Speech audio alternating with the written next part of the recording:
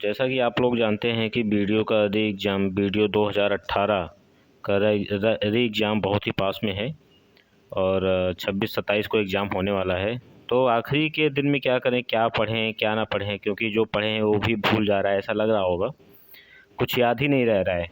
ऐसा सभी के साथ होता है दोस्तों, तो इसमें कोई घबराने वाली बात नहीं है। जो भी पढ़ने वाले हैं, क्योंकि इतना सारा सिलेबस होता है तो भूलने की बात तो स्वाभाविक है, हर कोई भूल ही जाता है। तो ऐसा में फ़ील होता है, लेकिन जब एग्ज़ाम आता है, एग्ज़ाम में क्वेश्चन सामने आते हैं तो वो क्वेश्चंस हो जाते हैं जो हम पढ़े रहते हैं, क्योंकि उसको बार बार रिवाइज़ किए रहते हैं तो हो जाता है। तो आइए जानते हैं कि आखिरी के समय में क्या पढ़ें क्या ना पढ़ें, क्योंकि ये बहुत सारे लोग क्या होते हैं आखिरी के टाइम में ब्लंडर कर जाते हैं, तो उनकी तैयारी बहुत अच्छी नहीं हो पाती है और वो कन्फ्यूजन रह जाते हैं और एग्ज़ाम में क्वेश्चन सॉल्व नहीं कर पाते।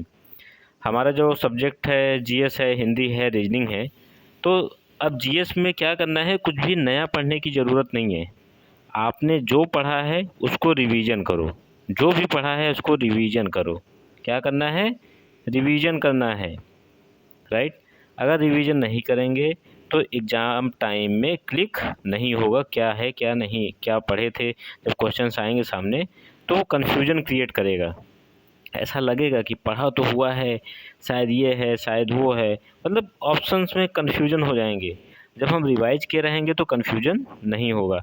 और क्या करना है, जीएस में जो प्रीवियस ईयर की आपने बुक ली होगी या फिर आपके पास पीडीएफ पढ़े होंगे, उन प्रीवियस ईयर क्वेश्चंस को विथ एक्सप्लेनेशन बार बार पढ़ डालिए, क्योंकि ज़्यादा से ज़्यादा क्वेश्चन वहीं से आने की संभावना है।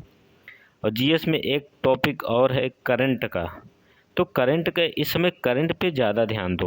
करंट के कितने महीने के पढ़ने हैं, केवल और केवल 5 महीने का, जनवरी से लेके मई तक।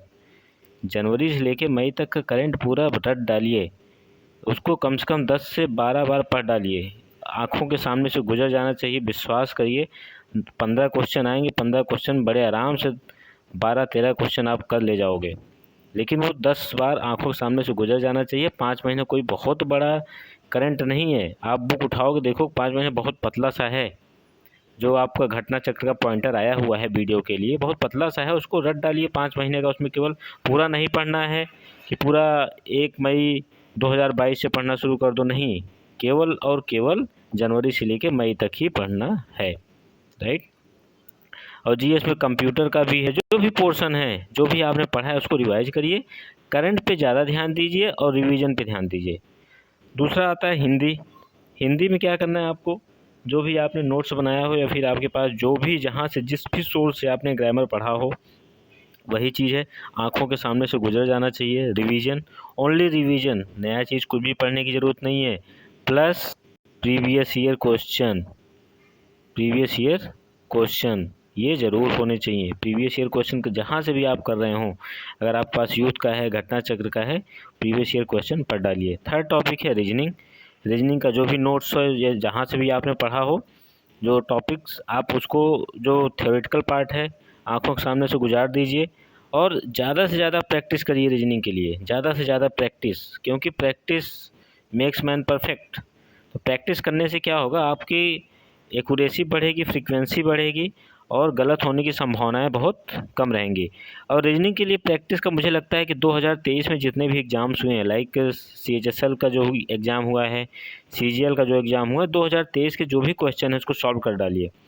आपने अगर टेक्स्ट बुक का पास लिया होगा तो उसमें अवेलेबल होगा, या फिर कहीं से भी आपके पास अगर अवेलेबल हो तो उसको पढ़ डालिए। और 2023 में या 2022 में यूपी ट्रिपल एससी ने भी जितने एग्ज़ाम कराए हों, जो इसमें रीजनिंग आया हो, वो भी पूरा सॉल्व कर लीजिए। आपका रीजनिंग में भी क्वेश्चन गलत नहीं होगा। सीजीएल सीएचएसएल का जो भी रीजनिंग है उसको पढ़ डालिए, जो भी 2023 में है आया क्वेश्चन, जो एग्ज़ाम्स हुए हैं 2023 में, उसको पूरा सॉल्व कर डालिए। और 2022 से लेकर 2023 के बीच में यूपी ट्रिपल एससी के जितने एग्ज़ाम कंडक्ट कराए गए हैं उसके रीजनिंग आप पढ़ डालिए। आपको ऐसा करने से आपका रीजनिंग में गलत तो बिल्कुल भी नहीं होगा। और last and most important thing that is कि क्या करना है कि टेस्ट ज़्यादा से ज़्यादा लगाना है। टेस्ट क्या करेगा आपका, आप एग्ज़ाम में जब जाओगे तो आपके 2 घंटे का टाइम रहेगा, 2 घंटे में कैसे मैनेज करना है वो आपका टेस्ट ही डिसाइड करेगा। टेस्ट देने से आपकी स्पीड बनेगी कि क्वेश्चन कैसे सॉल्व करना है, कैसे मैनेजमेंट आपका आएगा। तो टेस्ट ज़्यादा से ज़्यादा दीजिए। अभी आपके पास 16 से 17 दिन बचे हुए हैं। इन 16 से 17 दिनों में कम से कम 8 से 9 टेस्ट दे डालिए और प्रॉपर एग्ज़ाम की तरह दीजिए। जैसे अगर ऑनलाइन टेस्ट दे रहे हैं तो उसमें 10 मिनट निकाल के दीजिए, क्योंकि गोला भी भरना होता है, ऑनलाइन में गोला तो भरना नहीं होता है। अगर ऑफलाइन दे रहे हैं तो ऑफलाइन प्रॉपर जैसे एग्ज़ाम देते हैं पूरा ओएमआर वगैरह भर के दीजिए। मतलब अगर ओएमआर नहीं भरें 10 मिनट निकाल दीजिए। तो 8 से 9 टेस्ट आपको देने ही देने हैं, इससे आपकी स्पीड बढ़ेगी। तो इस चीज़ को समझिए, क्योंकि ये बहुत ही अच्छा मौका है, बहुत ही बढ़िया चांस है, क्योंकि बहुत सारे स्टूडेंट होंगे जो एग्ज़ाम्स नहीं देंगे, बहुत सारे स्टूडेंट होंगे जिनका सिलेक्शन हो चुका होगा और बहुत सारे ऐसे होंगे जो पढ़ाई करना छोड़ दिए होंगे। तो आपका कंपटीशन बहुत ही कम हो गया है, इतना कम हो गया है कि यूपी-ट्रिपल-एससी में इससे अच्छा मौका आपको नहीं मिलने वाला है और पूरी संभावना है कि ये एग्ज़ाम पूरी शुचितापूर्ण तरीके से होगा, इसमें नकल की संभावना बहुत ही कम होगी। तो दोस्तों पढ़ाई करते रहिए, मस्त रहिए और जो भी बताया गया है उसको रिवाइज़ करते रहिए। Have a